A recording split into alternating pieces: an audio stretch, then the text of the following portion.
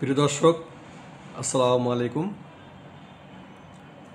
আগামীকাল বাংলাদেশ জাতীয় নারী ফুটবল দল থাইল্যান্ডের বিপক্ষে প্রথম ফিফা ফ্রেন্ডলি ম্যাচ খেলবে। আপনারা জানেন যে আগামী মার্চে এবং এপ্রিলে দুটি এশিয়ান কাপ আছে। এএফসি এশিয়ান কাপ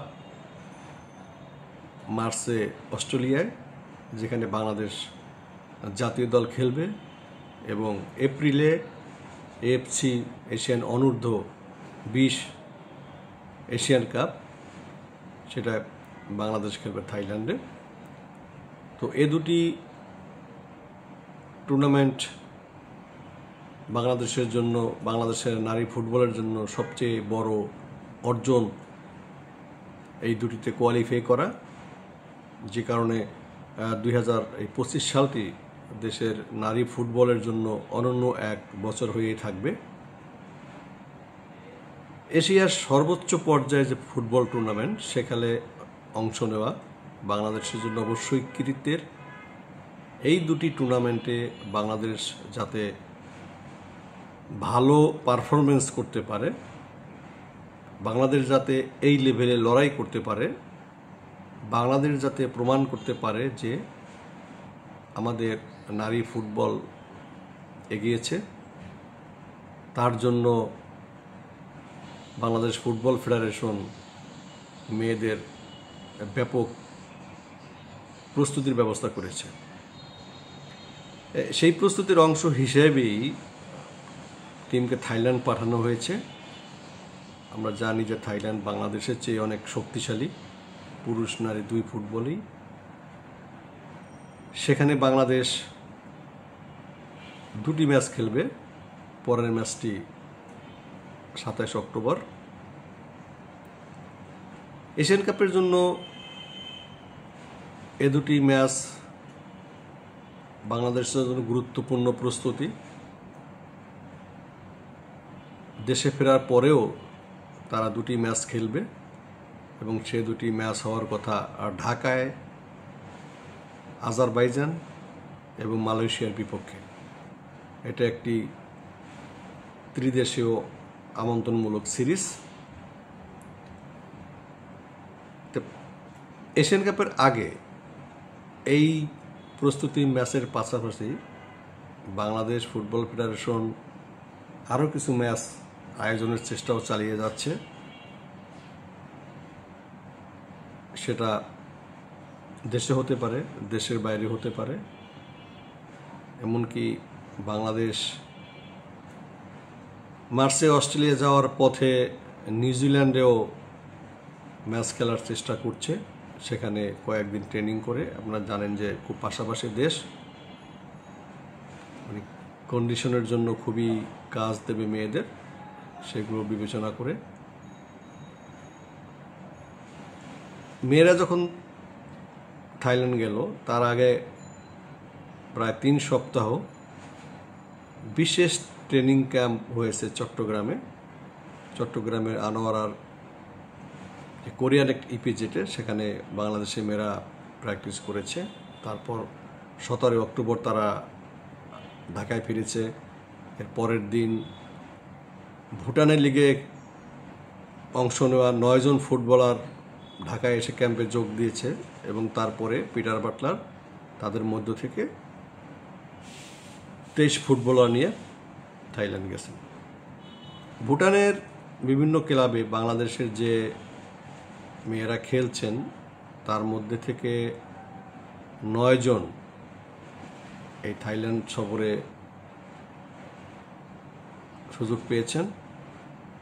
এবং আমরা যদি একটু পিছনে যাই, যে দলটি নিয়ে বাংলাদেশ এশিয়ান কাপে কোয়ালিফাই করেছে, মিয়ানমারে যে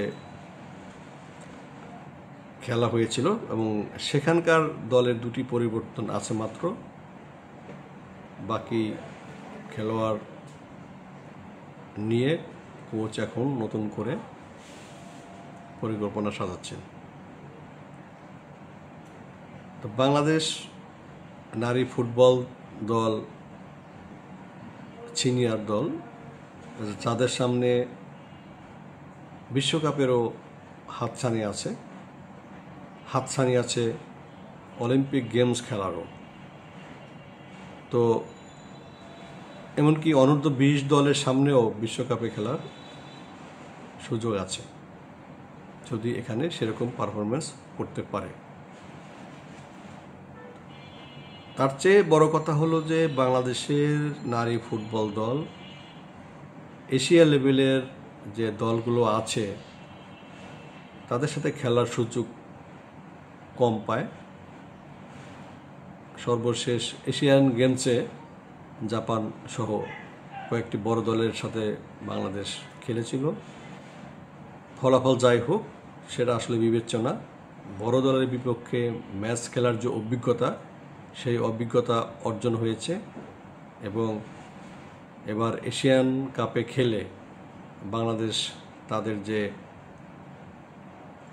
পথ চলা সেটা আরও সমৃদ্ধ করবে এবং সেখানে খেলে অভিজ্ঞতা অর্জন করবে। আমরা চাইব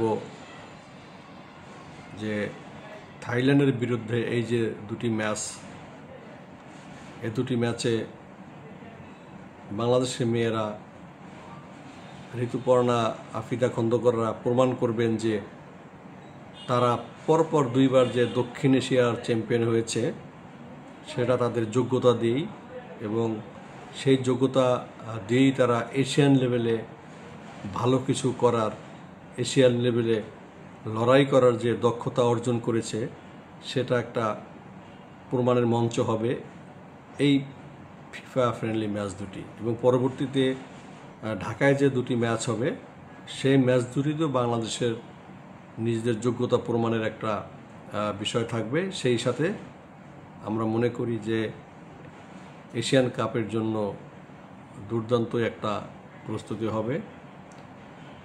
এখানে আরেকটা কথা বলে রাখা ভালো যে বাংলাদেশ জাতীয় দল এবং অনূর্ধ্ব 20 দল দুটি দলই একই সঙ্গে অনুশীলন করে, কারণ আমাদের বেশ কিছু মেয়ে আছেন যারা বয়সভিত্তিক দলে খেলেন এবং জাতীয় দলেরও নিয়মিত সদস্য, যে কারণে কোচ পিটার বাটলার দুইটা টিমকে একসাথে করে অনুশীলন করাচ্ছেন। থাইল্যান্ড থেকে আসার পরে আবার বাকি খেলোয়াড়দের তিনি ডাকবেন, সবাইকে নিয়ে আবার ক্যাম্প করবেন। সেই ক্যাম্প হতে পারে ঢাকায় বা ঢাকার বাইরে। আবার তিনি প্রস্তুতি নেবেন যে নভেম্বরের শেষ সপ্তাহে যে ঢাকায় ত্রিদেশীয় সিরিজ হবে, সেই সিরিজের জন্য আমরা আশা করব নারী ফুটবল দল পরিপূর্ণ প্রস্তুতি নিয়েই এশিয়ান কাপে অংশগ্রহণ করবে এবং সেখানে নিজেদের যোগ্যতা প্রমাণ করে তারা দেখাবে যে বাংলাদেশের নারী ফুটবল এখন আর সেই আগের অবস্থায় নেই। তারা কেবল দক্ষিণ এশিয়ায় নয়, তারা এশিয়ান পর্যায়ের দলগুলোর বিপক্ষেও ভালো খেলতে সক্ষম। প্রিয় দর্শক, আমরা নারী ফুটবল দলের শুভকামনা জানাই। তারা দুটি ম্যাচেই থাইল্যান্ডের সাথে লড়াই করুক এবং ভালো রেজাল্ট করতে পারলে সেটা অবশ্যই তাদের জন্য আরও অনুপ্রেরণা হবে। আল্লাহ হাফেজ।